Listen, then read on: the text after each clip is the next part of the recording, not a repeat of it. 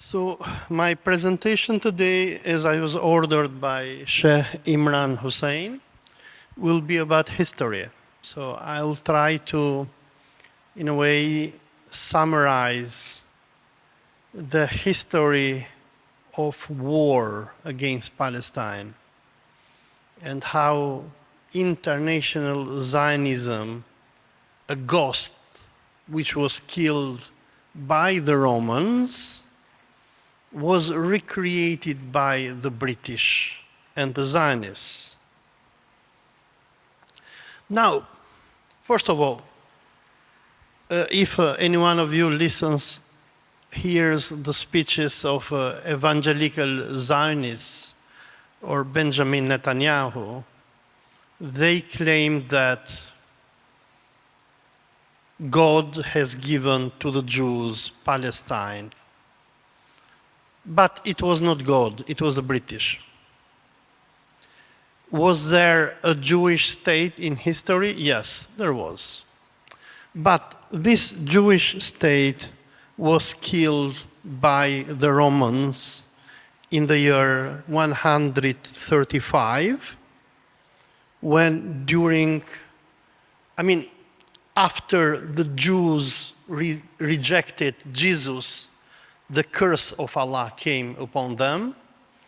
Allah sent the Romans, and in the three major Jewish-Roman wars between the year 66 to the year 136, the Romans destroyed once and for all the Jewish state.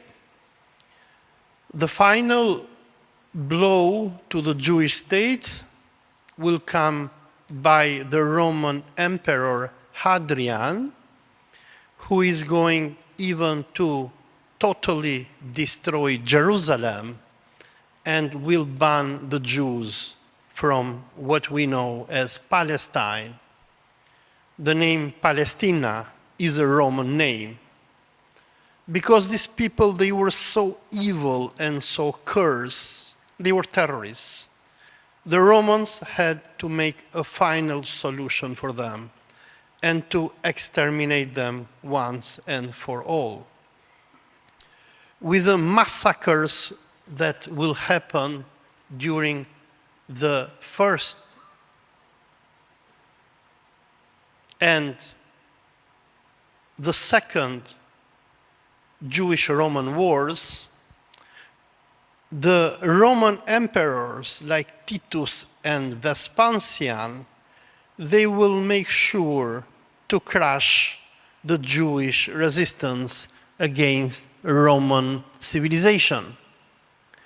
But then what will happen, as Sheikh mentioned, in the year 1897, the ghost of Israel will come back from the dead. There was no Israel for almost 1,900 years. But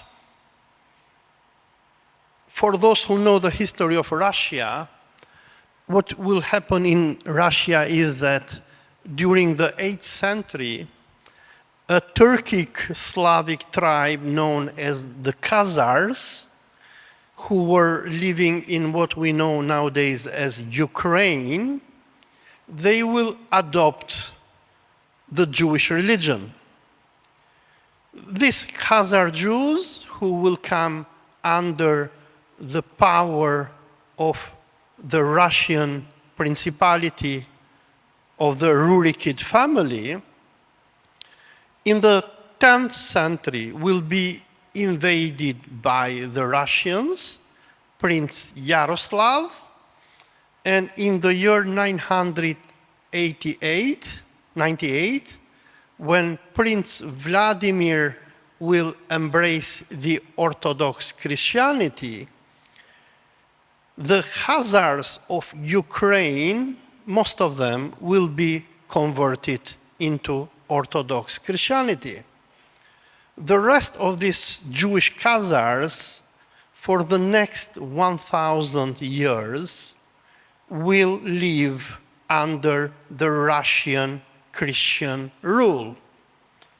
But then in the 19th century, we will have a Russian Tsar whose name is Alexander II, who is going to liberate the Jews from the serfdom that they were, according to the Christian law, condemned to live in.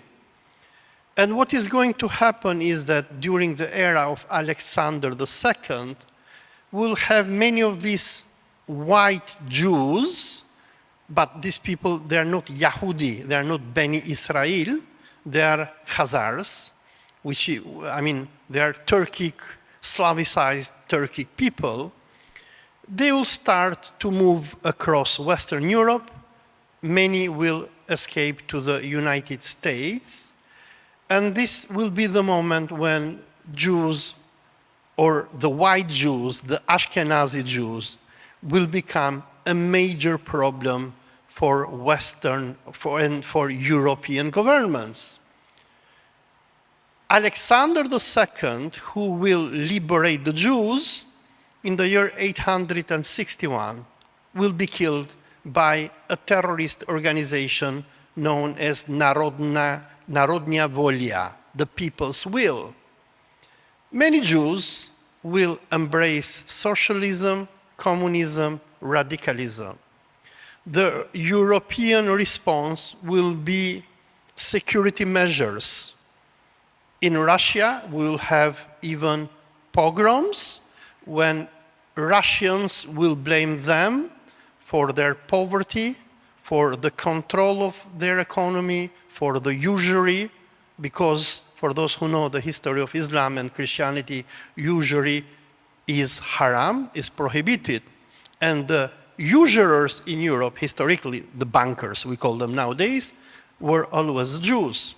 And they were the people who were ruining the lives of the people.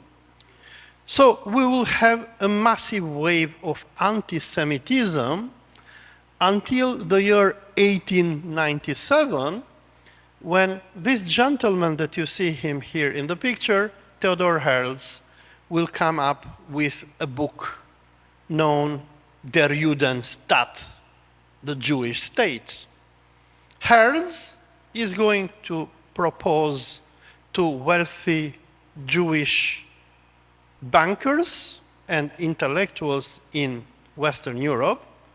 I mean, the late 19th century was the century of colonialism and imperialism.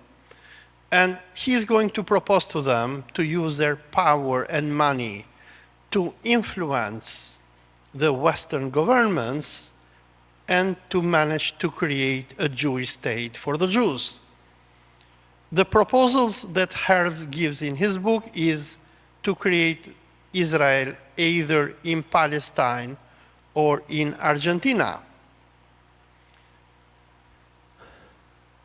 Now, after the book of Theodor Herzl, we will have different Zionist Jewish organizations from the United States to Europe, which are going to come with proposals of building their state by colonizing either somewhere in Africa, in America, but the most important proposal was Palestine.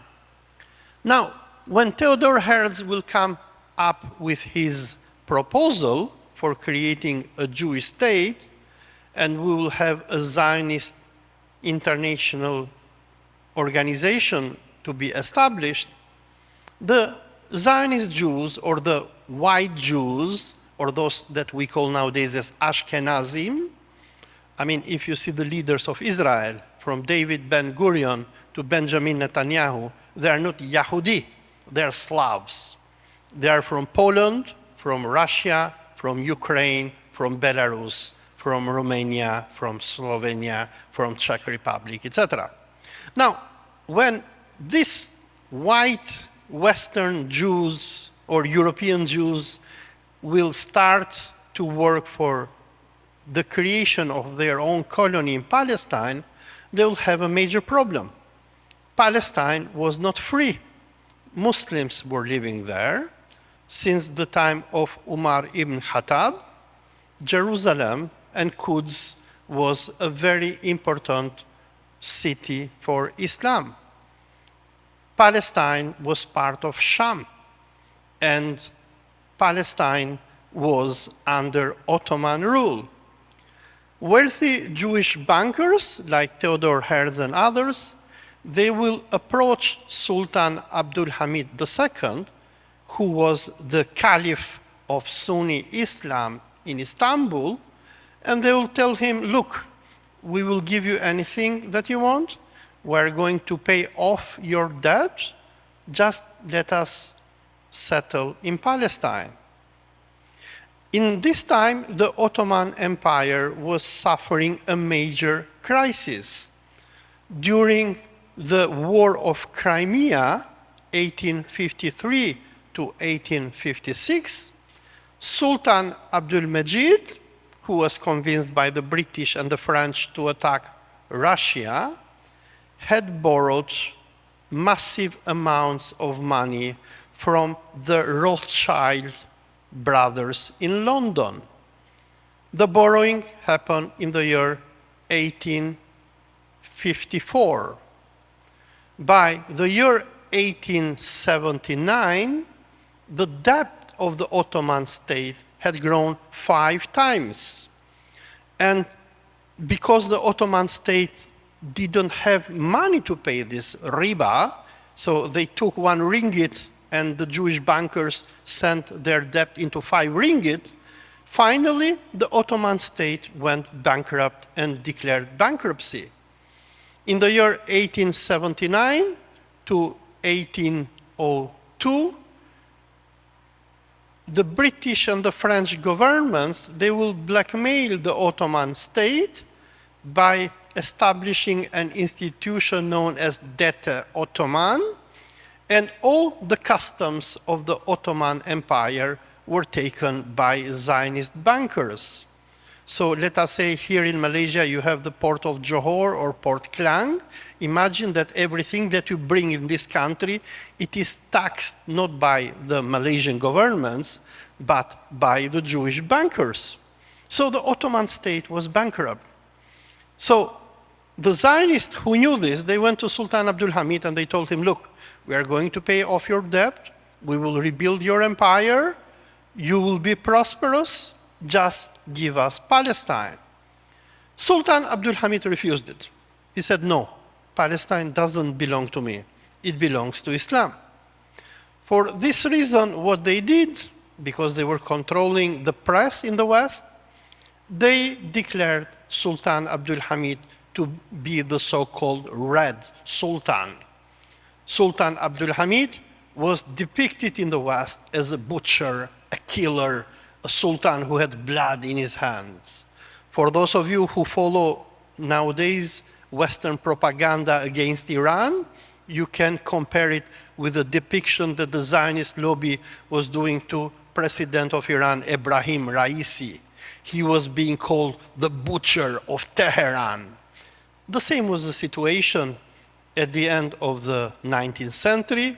Sultan Abdul Hamid was depicted as a butcher, as an oriental despot, and Islam was depicted as an evil religion. So what is going to happen, as Sheikh Imran mentioned, when they will see that they cannot do anything against Abdul Hamid, they will start to fund the Ottoman opposition, a movement which will be known as the Young Turks.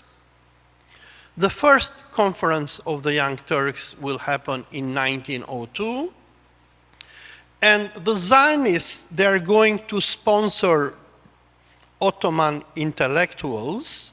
Some were Turks, some were Albanians, some were Arabs, some were Armenians, Greeks, and what have you.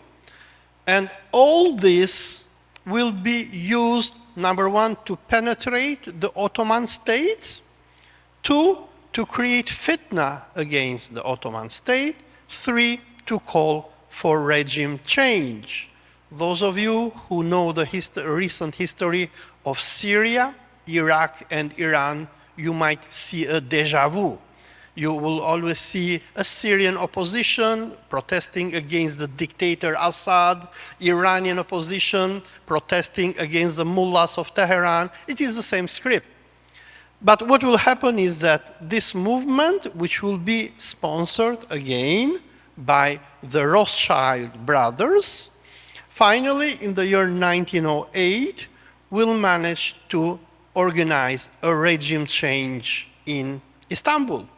Sultan Abdul Hamid will be toppled from power, like Bashar al-Assad was toppled from power few months ago in Damascus, Syria by Al-Qaeda, and we will have democracy. We'll have nice guys coming to power who are known as the Jeune Turks. Now, when the Jeune Turks will come to power, there will be a bunch of psychopaths, adventurers, and crazy nationalists. Sultan Abdul Hamid, he had weaponized Islam during his rule. He was appealing to Muslims from Albania to the Straits of Malacca to Johor and Aceh that I am your caliph. I am the caliph of Islam and we must remain united in order to protect ourselves from the British, the French, Russian, and European colonialism. But what is going to happen after the Jeune Turks will take power in Istanbul? They will topple the Sultan, they will put Islam aside, and they will say, no, we are no longer Muslims, we are Ottomans, and in particular, we are Turks. As you can imagine, this will create a lot of chaos and unhappiness in the Ottoman Empire. The government, the Ottoman government in this time, will try to Turkify everyone. So the Arabs will say, no, how can you Turkify us? We are Arabs, we are descendants of the Prophet. Albanians will do the same, Greeks, Armenians, Kurds, and what have you. Nationalism, which is a pre-Islamic Kabiliya and Jahiliya, we know what Allah tells to the Quraysh in Surah Al-Fil and Surah Quraysh. Allah warns them, you are nobody, we are all equal. Because the major enemy of Prophet Muhammad were the Qurayshi nationalists. They were telling to Muhammad, what are you doing? Who are these people who come after you? They are slaves and blacks. But the Prophet said, no, the best among you is the one who fears Allah the most. Now we'll have the coming of Turkish Jahiliya, and apart from it, we'll have, Western Orientalists and Zionists. They are going to sponsor extreme nationalism from the Arab world to the Albanians. Everybody now will leave Islam aside and they'll say, oh, we are not Muslims, we are Malays, we are Indonesians. There were no Malays in the time, in Ottoman Empire, but Turks and Kurds and Arabs and Albanians and what have you. And then we'll have the start of World War I. When World War I will start, the Ottoman state, who in this time was commanded by an Albanian, I am Albanian, Enver Pasha, will decide to join the war on the side of the Central Powers. We'll have two major blocks of powers which are going to fight. We'll have the Central Powers led by Germany, Austro-Hungary, the Ottoman Empire, and Bulgaria. And then we will have the Allied powers led by France, United Kingdom, Russia, Italy, and the United States. Now, when the war will start, the Zionists, they will think that the time has come for them to revenge on the Ottomans. In 1917, when the British Empire was being defeated by the Germans, we will have the Zionist mafia, which is going to approach the British government, and they will make a deal with the British. The British in this time, they were very desperate. They needed money and soldiers. And they will tell to the British, we will give them both to you. Money? Yes. Soldiers? Yes. What happened in 1917? They convinced the United States to join the war against Germany. The result was victory for the British against the Germans. And as the Germans will be defeated, the Ottomans, who were their allies, will also be defeated. And finally, on December 9, 1917, the British will capture Jerusalem. When Jerusalem will be captured, the British and American press, they are going to celebrate this as a victory of cross over the crescent, of Christianity over Islam. As you can see from this newspaper clip, the New York Herald, which was run by the Jews, will run this big title, Jerusalem is rescued by British after 673 years of Muslim rule. Now, the World War I will be a crusade not only against Islam, but it will be a crusade against Christianity as well. At the end of World War I, we'll have the destruction of the last three remaining religious empires of our planet. We had the Russian Tsardom, which will be toppled by the Bolsheviks, who happen to be Jews as well, in 1917. Tsar Nicholas II will be assassinated, and Russia will turn itself into Soviet Union, where the Bolsheviks will assassinate thousands of priests, destroy churches, and declare war on Christianity. We'll have the Austro-Hungarian Empire, which was the last European empire officially defending Catholic Christianity, and the Catholics will be left without a religious state in Europe. We'll have only the Vatican, which later, thanks to Mussolini and the Lateran Accords, will be recognized as a mini-state. And then the most important of all will be the dismemberment of the Ottoman Empire. By the dismemberment of Ottoman Empire, we will have more than 5 million Muslims which will be massacred from the Black Sea to the Balkans. For those of you who probably sometimes go to the Balkans and do your Balkan tours, if you go to Belgrade, if you go to Athens, if you go to Thessaloniki, if you go to Sofia, you will see mosques, you will see bazaars. These, once upon a time, were Muslim cities. They were like Kelantan or Kuala Lumpur or Putrajaya. But what will happen is that at the end of this war, Muslims will be massacred. They will be deported to Turkey. Until today, most of the Turkish leaders, from Mustafa Kemal Atatürk, who was an Albanian, to Recep Tayyip Erdogan, who is a Laz, he's a Georgian, to Necmettin Erbakan, who was a Dagestani, to Ahmet Davutoglu, who was a Crimean, majority of the Turks, they are not Turks. They are Muslims from Europe and Russia. They're muhajirs.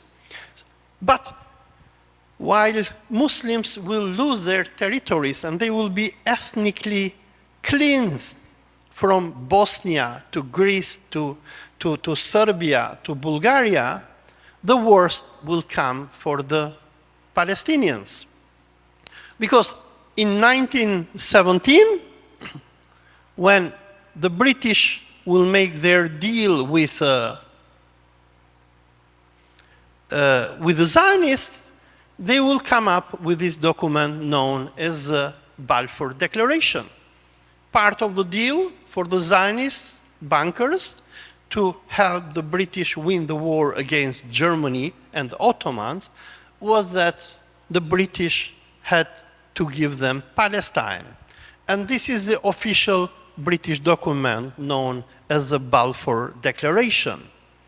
So what is going to happen is that since 1917, we will have a massive colonization of Palestine. The majority of the Jews who will come to Palestine, they will come from Eastern Europe. They will be white Jews. They will be Slavs, so they will not be Yahudi. Now, the powers of Europe, they were interested to get rid of the Jews. They hated Jews. And we know from the history of pogroms to the Holocaust, or if you listen nowadays, Jews cry about anti-Semitism. Our players are being attacked in Netherlands, and Netanyahu sends his planes and he blackmails European governments. Historically, the Europeans, they hated the Jews. They hated them from the time of the Romans because of the Christianity, because according to Christianity, they are cursed people. They are people who killed Jesus, alayhi salam. And of course, because they were bankers, they were bloodsuckers, they were people who were sucking the blood of Europeans through usury. So when World War I will finish, we will see that Britain, but even other powers of Europe, among others, even Nazi Germany, they will have an interest on pushing their Jewish population out of Europe and sending them to Palestine. So, while the British will be the first to support Jewish colonization of Palestine, we will have even Nazi Germany. Here, you see the so-called Havara Agreement between the German government and the Zionist organization, where the German state was more than happy to provide even financial assistance for the Jews to go to Palestine. Exactly what Germany or Austria does nowadays, or even Trump, the so-called deportation of illegal immigrants. Sometimes they give you even money to go back to Afghanistan or Iraq. Now, as the Jewish settlers will come to Palestine, we will have tensions between the Arabs or Palestinians and the Jews, because when they will come, they will start to kill the local Arabs, to take over their properties. They will establish their Yishuv communities, and they will be supported by the British to go and hunt and kill the Arabs, like white South Africans will do against the blacks.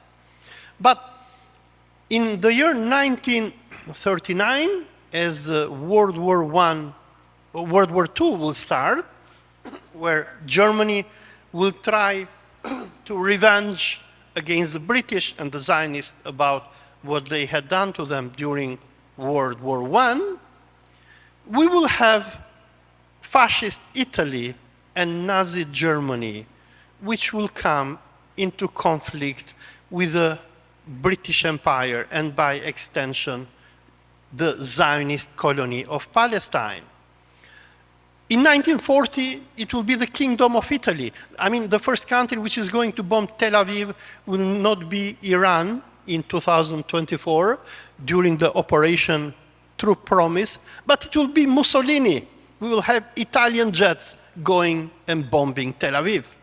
So we'll have fascist Italy and Nazi Germany, which are going to join the war against British imperialism and international Zionism.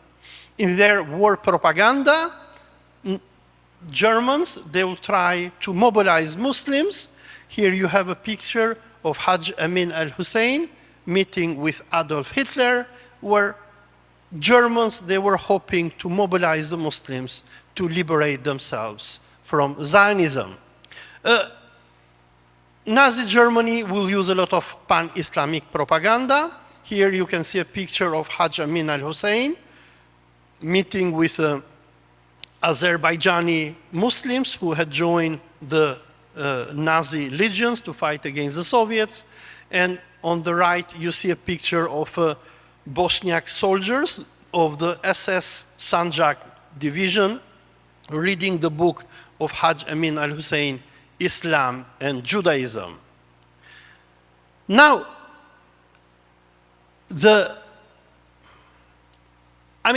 World War II, as we all know, will end with the defeat of Germany and Italy.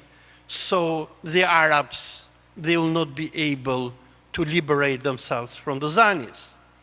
With the end of World War II, we will have the establishment of a new world order, which will be a Zionist world order like it was before. But this new Zionist world order will be even more aggressive than before. Jewish terrorists, like the Irgun and Lehi gang, in 1947, they will turn against their British inventors. The British who enabled the Jews to come from all over the world and establish their colony now will be assassinated by Jewish terrorists. The British will be killed and will be forced to leave Palestine, and finally, in May 1948, Jewish white colonists who were brought by the British in Palestine will declare the creation of the State of Israel. The first country which is going to support the creation of the State of Israel will be the United States, which from 1947 onwards is going to replace Great Britain. If in 1917 it was the British who invented the Jewish colony in Palestine under the Mandate of Palestine, from 1947 onwards, the Jews will take total control of the United States, and we will have President Harry Truman, who is going even to blackmail the British to leave Palestine, or else they will sanction Britain. The creation of Israel will open the Pandora's box for the world, and in particular the Arab world. Since its creation in 1948, to this very moment that we're speaking, the job of Israel has been killing, and killing. In 1948, when Jewish colonist settlers, they will create Israel, they will start their creation with Al-Nakba. This will be the first major massacre of Palestinians, where Jewish settlers, they will use terrorism as a state policy in order to scare the Arabs and to force them to leave. The war of 1948 will be followed by the war of 1956, 67, 73, where in all these wars, except for the war of 1973, it will be Israel the aggressor. And Israel is not going to kill only Palestinians, but they're going to kill and bomb every Arab around them. Syrians, Jordanians, Lebanese, Egyptians, and what have you.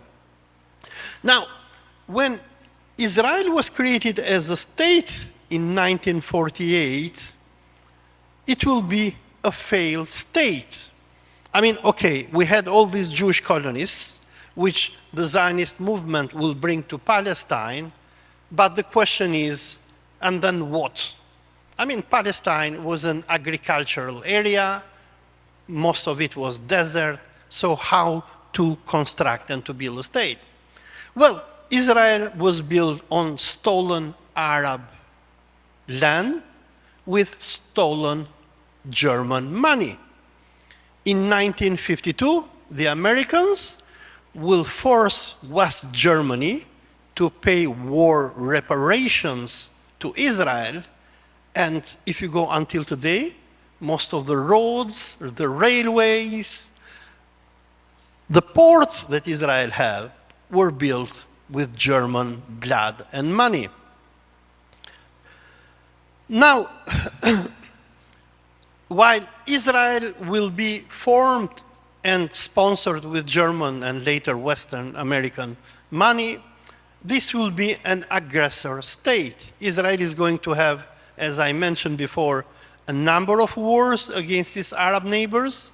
The first will be the war of 1948, the second, the war of 1956, the third, the war of 1967. In all these wars, Israel will go to war against mainly Egypt and Syria because these were the two major adversaries of Israel.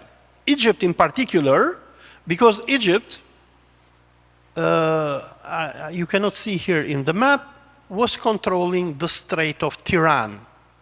The Strait of Tiran is the access that Israel has to the Red Sea through the port of Eilat.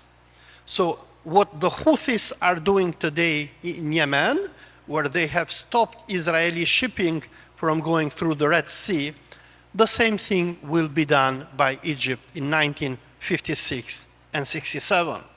So whenever Israel was stopped to have access to the Red Sea, they will call the Americans or the British or the French, and they'll say, let's go to war. You have seen what President Donald Trump did against Yemen for the past weeks. They bombed the hell out of Yemen, and the only reason is because they don't want to allow Israeli shipping. Now, the most tragic war for the Muslims after the creation of Israel in 1948 was the Six-Day War, or the War of 1967.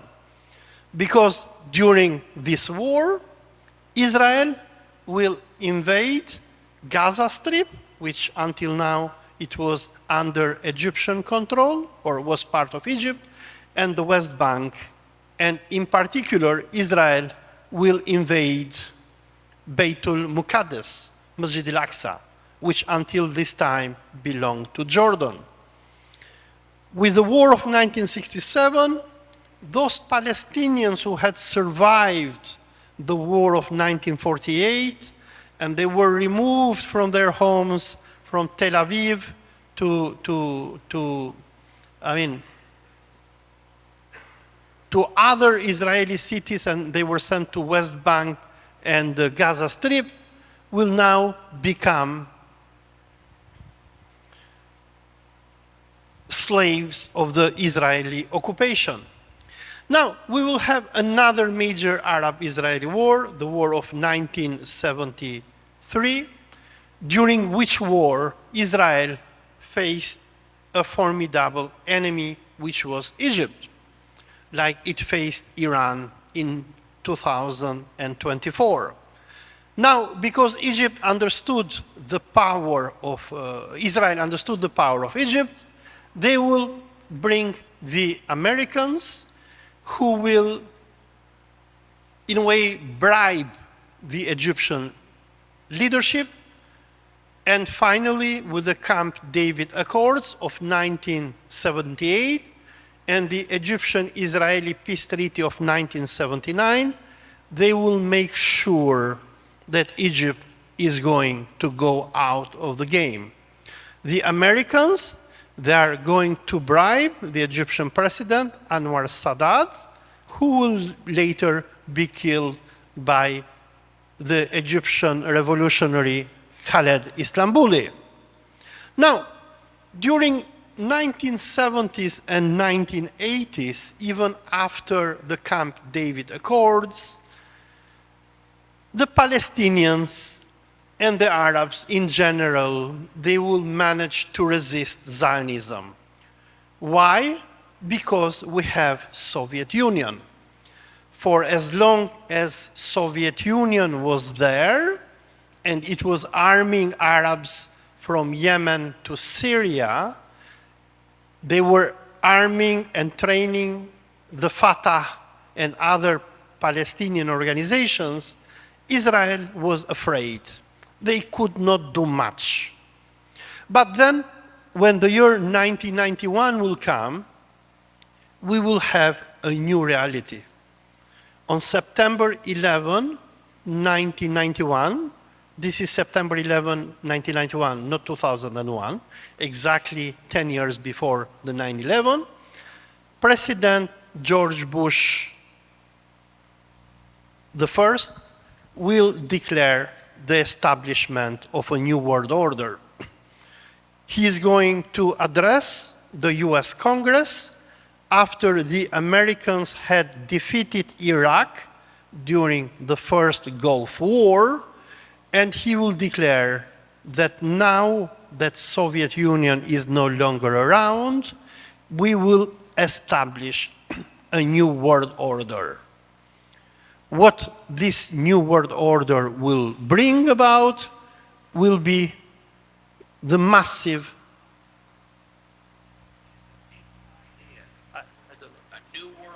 I don't think you can hear this.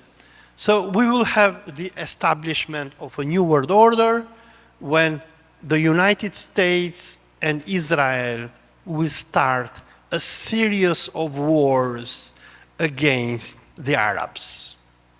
The Americans, number one, they will try to force the Palestinians to sign the Oslo Accords, where they were promised to be given a state in parts of West Bank and Gaza Strip. But the Oslo Accords, they will be destroyed by a young Israeli politician, Benjamin Netanyahu, who is going to incite Jewish extremists to kill Prime Minister Rabin.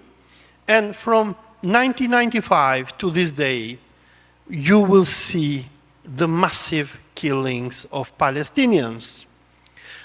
Parallel with the massive killings of the Palestinians, Benjamin Netanyahu, who will become the main brain of Zionism and who will command US policies, he's going to direct the Americans to launch a total war against Islam. We'll have a war against Sudan, Somalia, Yemen, Syria, Lebanon, Iraq, and finally Iran. Apart from this, we will have the September 11 attacks, and these attacks will be used as a justification by the international Zionist movement to declare Islam a terrorist religion. I mean, every time that we travel in the airplanes, when they check us, what we have with us, or every time that we enter in Malaysia or in every country that we have to declare how much money we have, and if we have more than $10,000 with us, we'll be charged. All these policies will be implemented by the Zionists, who will now declare a war, like Netanyahu says in this video, against militant Islam. Since 1995, Benjamin Netanyahu will predict that Muslims are one day going to bomb the World Trade Center. So, how many years? 6 years before that, Ken? Yeah, so 1995, 6 years before that. So, Benjamin Netanyahu is going to continuously tell to American policymakers that Muslims are going to attack the Twin Towers, and for this reason, he will push the Americans to go to war against Islam. And in his many videos, which I cannot play them here, he will appeal to the Americans and tell them openly that now that we destroyed the Russians, we have to go to war against Iraq, Syria, Iran. So I cannot, you cannot hear this, but here you have another video by the former Supreme Commander of NATO, General Wesley Clark, the person who led to the bombing of Yugoslavia, who in 2001 made this declaration. So after September 11, when he visited the White House, or the State Department, he heard that the plans of the Americans was that in the next 5 years, the Americans had to destroy 7 Muslim countries, starting with Iraq, Syria, Lebanon, Libya, Somalia, Sudan, and finishing with Iran. So I'm playing the video. You can only read. You cannot hear.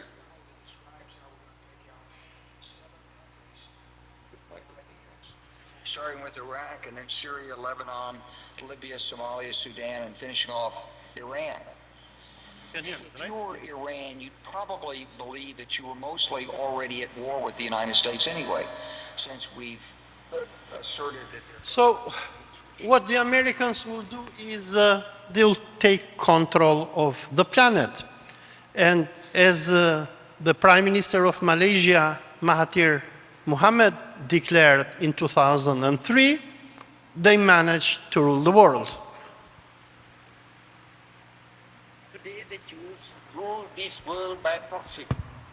They get others to fight and die for them.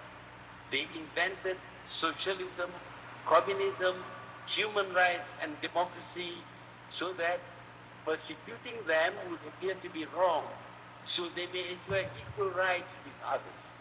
With these, they have now gained control of the most powerful countries, and they, this tiny community, have become a world power. So the fall of the Soviet Union will enable the Zionists, like Prime Minister Mahathir mentioned, to rule the planet. And while Israel will continue to butcher and massacre the Palestinians, every Arab leader that you can see here in the picture who stood with the Palestinians will be dead. Look at the picture. From Hafez al-Assad to Muammar al-Gaddafi, Saddam Hussein, Hosni Mubarak, and the last one, Bashar al-Assad. The Zionists and the Americans will go against every single leader who will support the Palestinians. Now, with the coming of Trump to power in 2017, we will see a new development in the power of Zionism over the world. Donald Trump will come with the so-called the Abraham Accords, where those Arab countries which were not destroyed and agreed to support Zionism will be called to form a so-called an Arab NATO against Iran and Palestine. Now, President Trump, for his support that he will give to Zionism, and by forcefully forcing Arab countries from United Arab Emirates to Bahrain, to Morocco and Sudan and Saudi Arabia to support Israel, he will be declared by the Zionists to be the new Cyrus. For those who have read the book of Esther, Cyrus is a mythical Persian Shah who saved the Jews from their enemies. And they will promote Donald Trump, they will push Donald Trump by hoping that Donald Trump will enable them to have their final solution against Islam and the Palestinians. As soon as Trump will come to power, he will continue the policies of previous American presidents. He will ban Muslims from 7 Muslim countries, Iran, Iraq, Libya, Somalia, Sudan, Syria, and Yemen, to enter in Palestine. And he will take many policies which we know until today, where he is even arresting students and university professors who dare to speak against genocide. Now, while the Zionists, with the collapse of the Soviet Union, they took over the planet, there will be a Muslim resistance. There will be an Islamic resistance. In 2006, we will have Iran, which will mobilize Islamic militias from Iraq to Syria, Lebanon, Palestine, and Yemen, and form an axis for resistance against Zionism. The culmination of this axis will come on October 7, 2023, when Hamas will attack Israel. The response to the attack of Hamas by Israel will be the genocide. The response of the axis of resistance will be a joint military attack against Israel by Iran and Islamic militias in Iraq, in Syria, Lebanon, Yemen, and Palestine. Now, all this axis of resistance will come to an end in November 2024, after Hezbollah will be forced to sign an armistice with Israel. As soon as Hezbollah will sign the armistice with Israel, the Americans will organize, CIA is going to organize a coup in Syria, where this gentleman that you see here in picture, a terrorist by the name Mohammed al-Jawlani, for whom the Americans had put a $10 million reward, he was a terrorist, he was the head of Al-Qaeda, will finally be brought to power, and he will be declared the new president or dictator of Israel, of Syria. So here you have the new president of Syria, ex-head of Al-Qaeda, who is going to topple Bashar al-Assad, who 3 days ago, or 4 days ago, he met with President Trump, and President Trump praised this ex-terrorist on a condition that Syria abandons Palestine and establishes ties with Israel. Now, I went through this lengthy historical summary in order to give you a better picture about what Zionism has done against the Palestinians.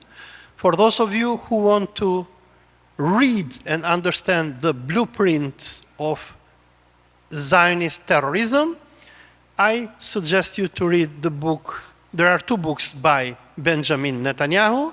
One is International Terrorism, Challenge and Response, and another one is Fighting Terrorism by Benjamin Netanyahu. These books, the first one was published in 1970s, while the second one is in 1995. They show us the blueprint which Israel has for destroying the Islamic world, wiping out the Palestinians, subjugating the Muslims, and creating what the Zionists want to do, which is the Eretz Israel. As you can see here in the map, this is the biblical Israel that the Zionists want to establish. Their dream is to invade Egypt, Saudi Arabia, Iraq, Syria, parts of Turkey, Jordan, and Palestine, and to create their biblical state. I mean, Israel is a messianic country, is a messianic state. It is a ghost which was brought back from the dead by the British, but this ghost is taking millions of lives. Thank you very much.